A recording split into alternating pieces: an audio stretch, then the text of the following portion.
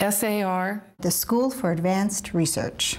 SAR is quite unique. There's absolutely nothing like it. SAR. The School for Advanced Research. We've got 100 years of extraordinary achievement behind us. The school is just this incredible gem.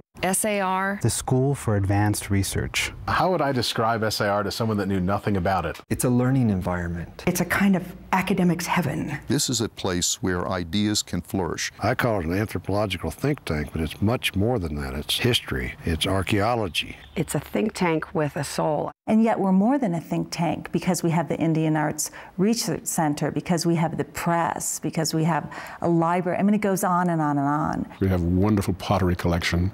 The collection is what draws people in to the school. And I think anybody that walks into that vault has that moment of, oh my God, I can't believe that this is here in Santa Fe at this institution. SAR supports and encourages the creative arts. The amount of things that go on here on a daily basis stagger the imagination. There are people working in different fields. I'm a Maya archaeologist. I'm a potter, sculptor. I'm an American cultural historian, and I work principally on the 19th century. I do monotype prints. I write. I am a cultural anthropologist. I'm a figurative painter.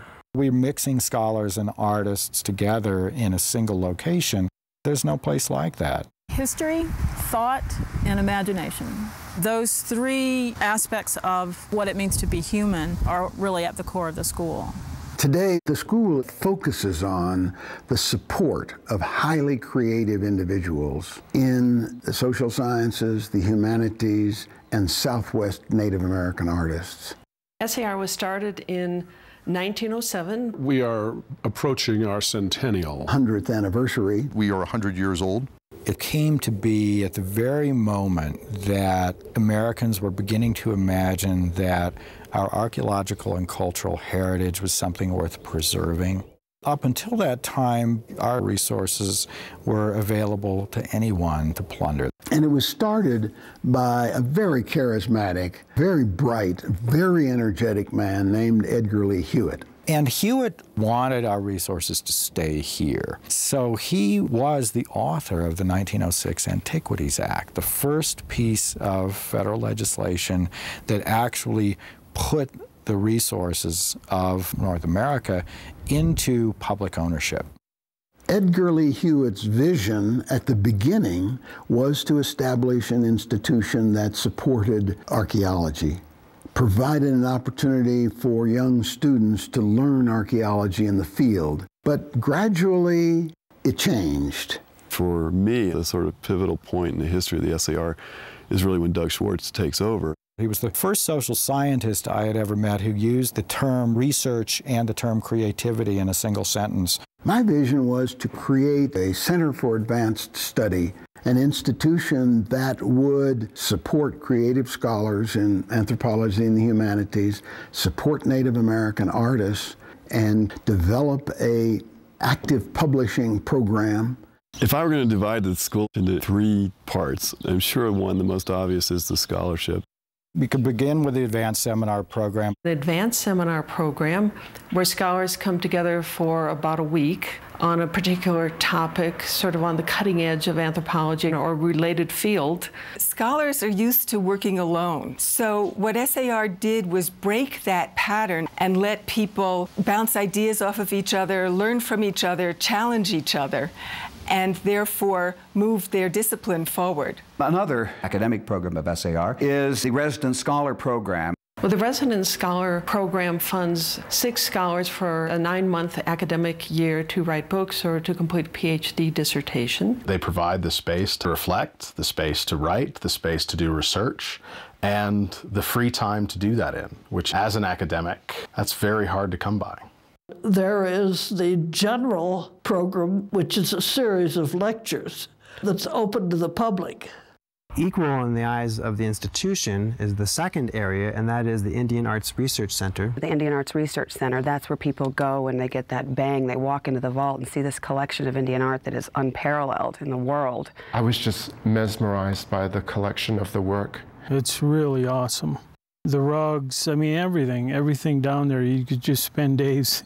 I've worked in museums most of my life, and this is not a museum, and that's what makes it so unique. Not a museum, but a research center in which scholars and Native American artists could come and interact with that collection. That then grew into our program of supporting those Native American artists. I got to live in this incredible place for 2 months.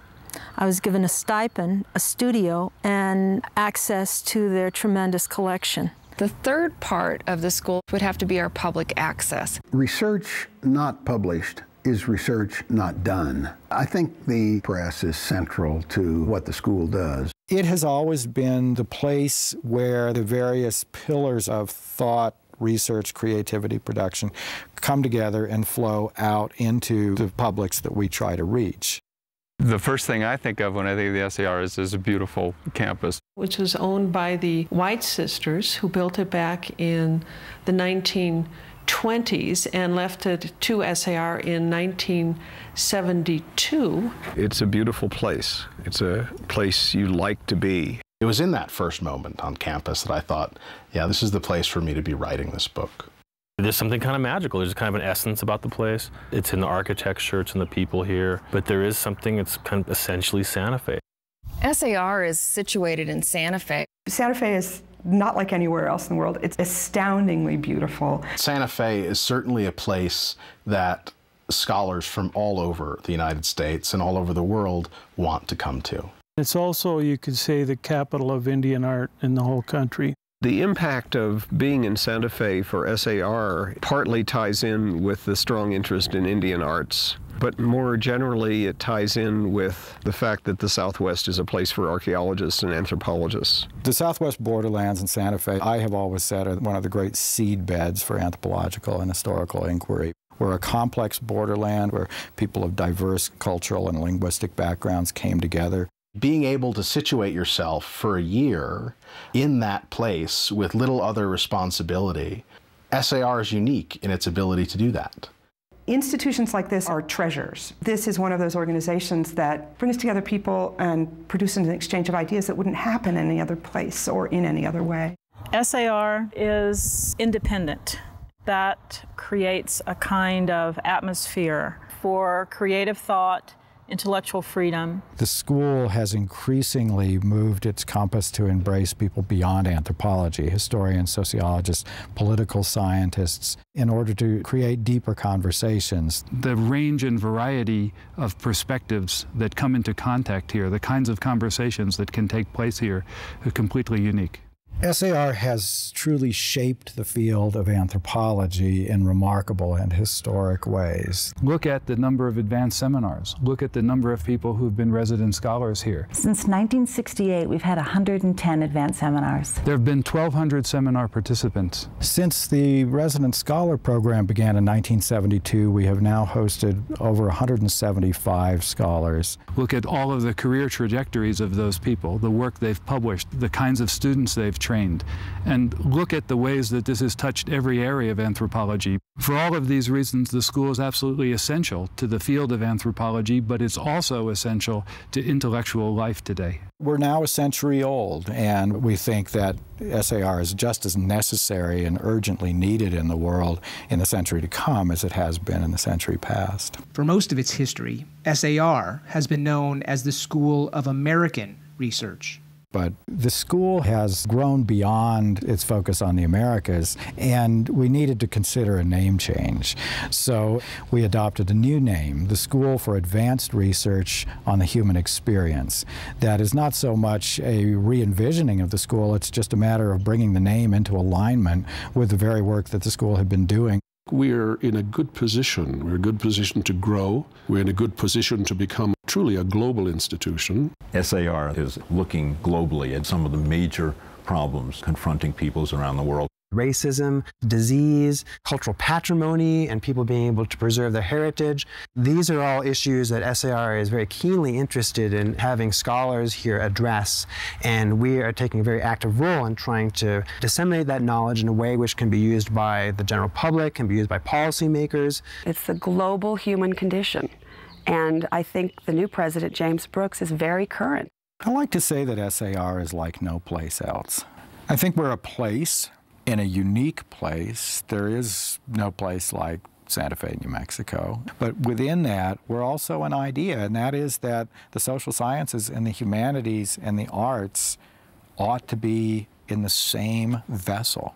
And ultimately, we're a hope that serious contemplation of the human endeavor can actually lead to improvement of the human condition.